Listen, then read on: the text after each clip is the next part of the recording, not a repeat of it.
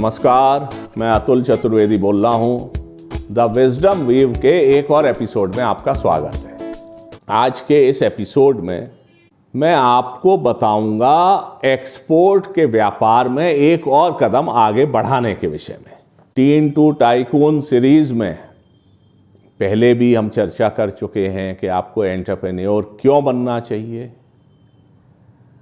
आपको job seeker से job giver क्यों बनना चाहिए और कैसे बनना चाहिए।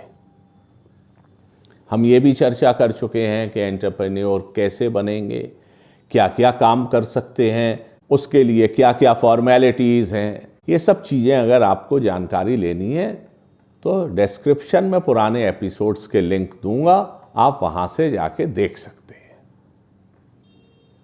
इसके बाद एक्सपोर्टर बनने हेतु, अंतर्राष्ट्रीय व्यापार करने हेतु कैसा मानस होना चाहिए, कैसी सोच होनी चाहिए, कैसे प्रयास होने चाहिए और क्या फॉर्मेलिटीज़ होनी चाहिए, इस विषय में भी पिछले कुछ एपिसोड्स में चर्चा हो चुकी है। मैं आपको बता चुका हूं कि कैसे एक्सपोर्टर को रजिस्ट्रेशन कराना चाहिए, कैसे आपको एक्सपोर्ट के लिए अपने प्रोडक्ट्स को आइडेंटिफाई करना है, उसके बाद कैसे एक्सपोर्ट प्रमोशन काउंसिल से संपर्क साधना है, यदि कोई फेयर होता है तो फेयर में भाग लेने के लिए क्या तैयारियां करनी है। ये सारी चीज़ें मैं आपको पहले के एपिसोड्स में बता चुका हूं। आज के इस एपिसोड में मैं आपको बताऊंगा बाइंग एजेंसीज के विषय में। सबसे पहले आपको मैं बता दूं कि जब मैंने खुद ये व्यापार शुरू किया था तो मैं खुद नहीं जानता था, क्योंकि मैं जिस शहर से ये काम शुरू कर रहा था और जो ये मैं काम शुरू कर रहा था इसको कोई बताने वाला नहीं था। फिरोज़ाबाद में कोई व्यक्ति एक्सपोर्ट की ABCD नहीं जानता था। और अगर मैं ये कहूँ कि हिंदुस्तान की ग्लास इंडस्ट्री से पहला मैन्युफैक्चरर एक्सपोर्टर बनने का प्रयास मेरा था तो इसमें अतिशयोक्ति नहीं है। मुझसे पहले कृष्णा बीट्स वाले एक हुआ करते थे, वो पुरदल नगर एक जगह है पास में, वहाँ से बीट्स लेके और अपने प्रोडक्ट्स बना के एक्सपोर्ट करते थे और बहुत बड़े एक्सपोर्टर थे और हैं। लेकिन फिरोज़ाबाद के ही प्रोडक्ट्स को अंतर्राष्ट्रीय बाजार तक ले जाने का काम करने का पहला प्रयास मैंने किया, तो मुझे बताने वाला कोई नहीं था। कर करके ही सीख रहा था, क्योंकि प्रैक्टिकली इस मैन्युफैक्चरिंग यूनिट को एक्सपोर्ट यूनिट में कन्वर्ट कैसे किया जाए ये तो बताने का हिंदुस्तान में ही किसी से मेरा ऐसा संपर्क नहीं था। तो और चीज़ों का विवरण और चर्चा आगे के एपिसोड्स में होगी, लेकिन यहाँ मैं आपको ये बता दूँ, इस काम में जब मैंने कदम आगे बढ़ाया और फेयर में पहुँचा तो ये मालूम पड़ा कि जो विदेश के ग्राहक होते हैं उनका सिस्टम ऐसा है कि वो अगर हमारे देश से कोई चीज़ लेंगे तो पहली चीज़ तो उनके दृष्टिकोण से सोचिए तो वो किससे लें, कहाँ से लें, जिससे लें वो सही है कि नहीं है, वो माल सही भेजेगा कि नहीं, उसके रेट सही हैं कि नहीं, उसकी क्वालिटी सही होगी कि नहीं, उसकी डिलीवरी टाइमली होगी या नहीं। इन सारी बातों को जो अंतर्राष्ट्रीय व्यापारी है वो कैसे इसको देख सकता है खुद। तो आज हिंदुस्तान में काम करके गया, कल चीन चला गया, परसों जापान चला गया, उसके बाद इंडोनेशिया चला गया, यानी कि सारी दुनिया में वो घूम रहे हैं। तो इसके लिए अवधारणा है बाइंग एजेंसीज की।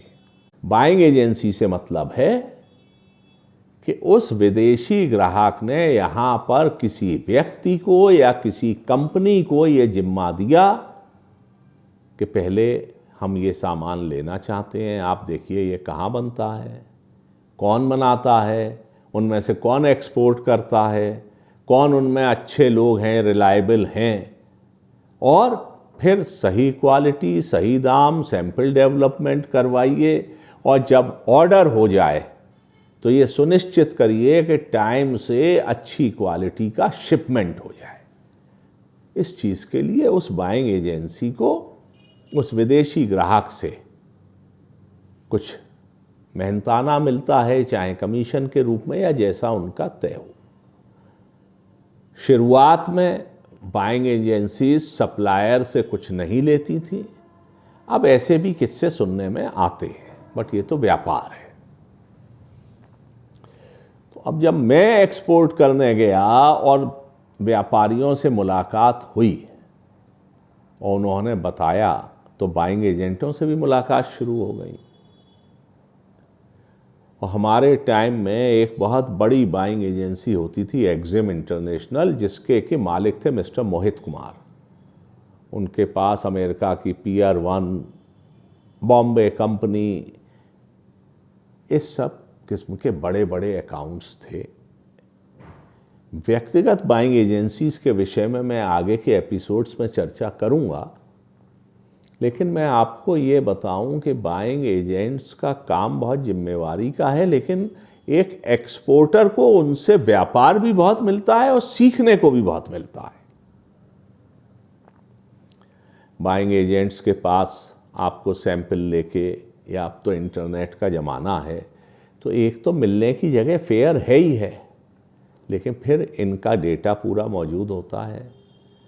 आपको ये देखना है कि जिस प्रोडक्ट में आप डील कर रहे हैं, क्योंकि एक्सपोर्ट का तो कैनवास बहुत बड़ा है, तो जिस प्रोडक्ट में आप डील कर रहे हैं उस प्रोडक्ट की बाइंग एजेंसीज कौन सी हैं,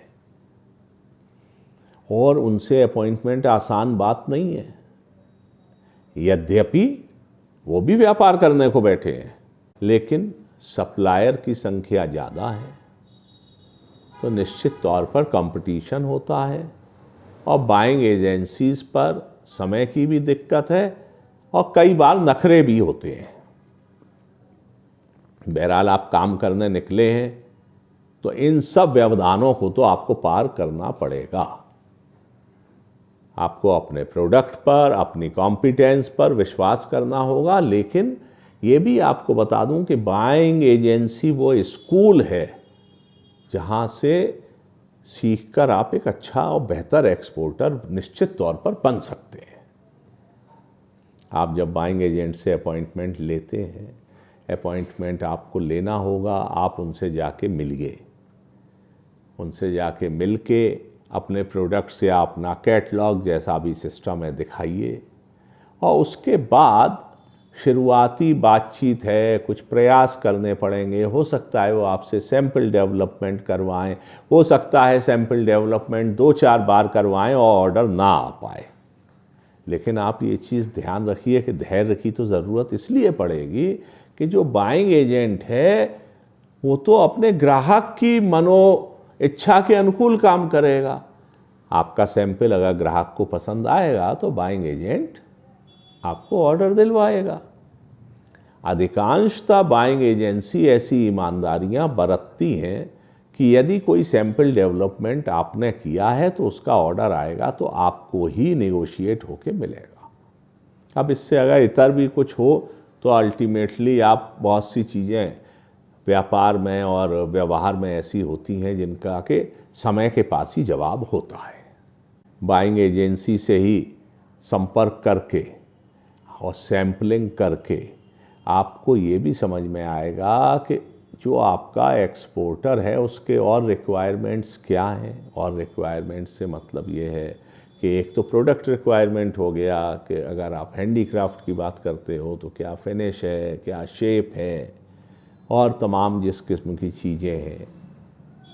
लेकिन इसके अलावा पैकिंग कैसी होगी, एक मास्टर में कितने पीस होंगे, वो जो प्रोडक्ट है उसकी एक मास्टर की मैक्सिमम कैपेसिटी क्या है जिसमें प्रोडक्ट डैमेज ना हो, एक इनर की पैकिंग क्या होगी, उन डिब्बों का स्ट्रेंथ क्या होगी, उसमें टैगिंग क्या होगी, टैग के अलावा क्या बार कोड होंगे तो वो क्या लगेंगे।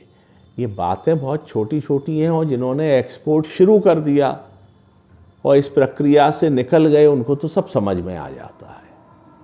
लेकिन ये तो मैं वीडियो उन लोगों के लिए बना रहा हूँ जो कि ABCD से ये सब सीखेंगे। तो ये चीज़ों में, सीखने में, गाइडेंस में और डिसिप्लिन में अच्छी बाइंग एजेंसीज का रोल होता है। कुछ बाइंग एजेंसी ख़राब भी होती हैं, मेरे भी अनुभव ख़राब रहे हैं, लेकिन अब ये तो आप जब सफ़र में चलते हैं तो हर एक किस्म के अनुभव होते हैं। आपको अगर एक्सपोर्ट का काम करना है और आपने पुरानी तैयारियां सब कर ली हैं, तो अपने प्रोडक्ट से संबंधित बाइंग एजेंट्स की खोज में लग जाइए। बाइंग एजेंट्स के पास आपके व्यापार की सफलता की एक बड़ी कुंजी होती है।